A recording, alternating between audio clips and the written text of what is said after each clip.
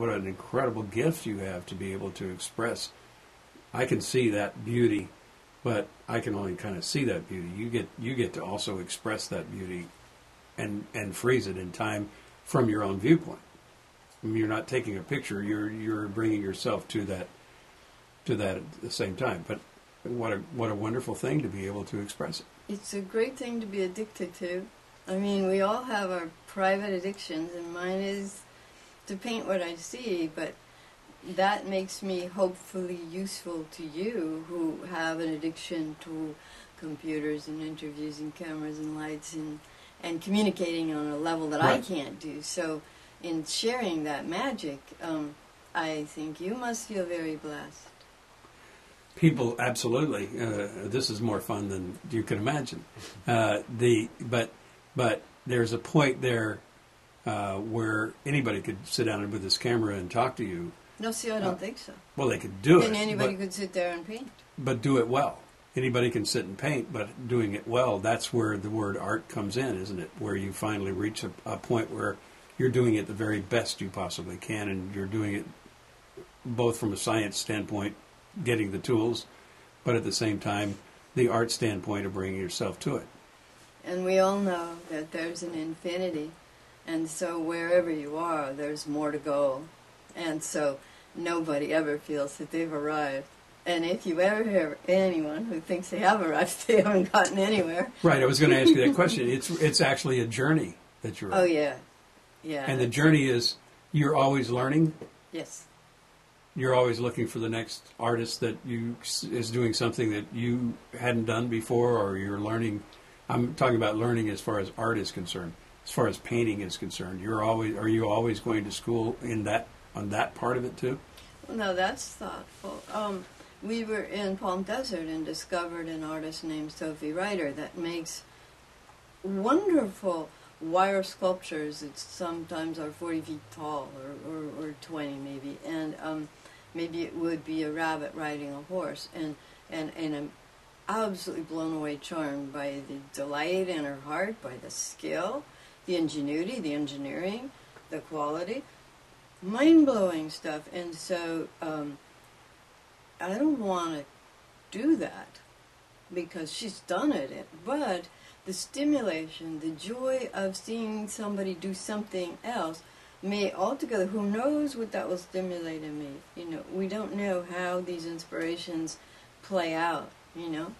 Maybe the cats on the man's lap that I want to paint will be oversized or something, having been affected by seeing her work. We affect each other so delicately and profoundly that therein lies the magic. So you are always learning. How do you not learn?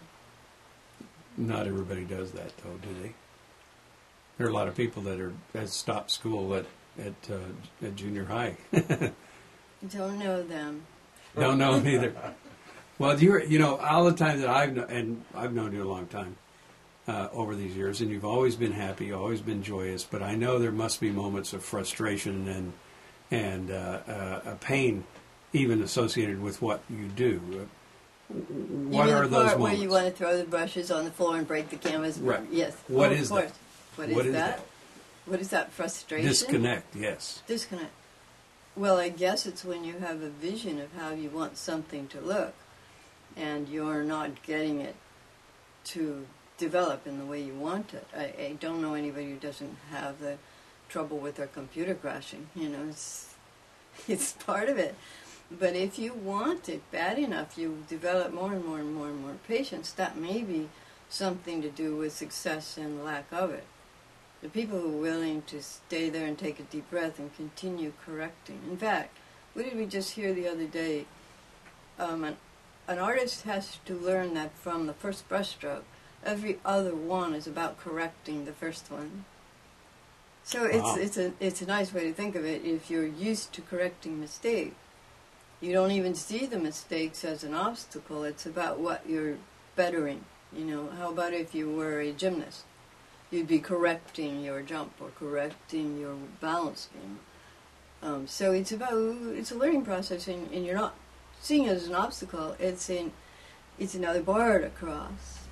If there were young artists, people that were very serious but 15, 16, 17, watching this recording, can't say videotape anymore, watching this video, what would you tell them if somebody was there and say, geez, if I could just get a minute with Lynn Lupetti and maybe she could tell me some things that if in just a few minutes, what would you tell that young person out there? I bet you all of us who've arrived at a certain age know that if we had anything to do over, it would be the foundation years, that we could have built the strongest foundation. So it's about, you say you want to fly. Would you climb on a kite that was poorly made, or would you go about trying to learn how to build the very best plane so that you could fly? So I'm thinking I would say to them, suffer through those years of the hard part of learning the perspective and the anatomy and where the muscles fit and how they attach to the bone, and enjoy that part, because you're not going to go back and do it later. If you have all that down, you can fly in the joy of your career later. You're not stuck by, gee, I wish I knew what a body looked like without clothes on, because you forgot to take anatomy in college. So I would say, gee whiz, don't miss a class. Don't miss any studying and learning, because that's going to give you the freedom for your life. That's what I'd say. You want to get all the fundamentals that you possibly can, attend all the classes, no matter how talented you might be. You don't see a downside to going in to art classes, art appreciation classes, and all the different art classes. Get as much of those fundamentals. Is there any downside to that? I can't think of one. I know for years in this country we said, don't stifle the artist, right. Let them just paint. Right. And then you get what you get. But then there will be people who would like to buy something that is painted simply like that. That's a choice. Right. How many? I'm sorry. I just think it's limiting. To not have the fundamentals. If you don't have the fundamentals, you're limited. You are limited to this type of art, which you can never go back and do something with perfect perspective if you don't know how to do it. So. Right. You got to know how to hold a brush. Yeah. If you want a teapot, if you want it to look like a real teapot, you should learn how that's done.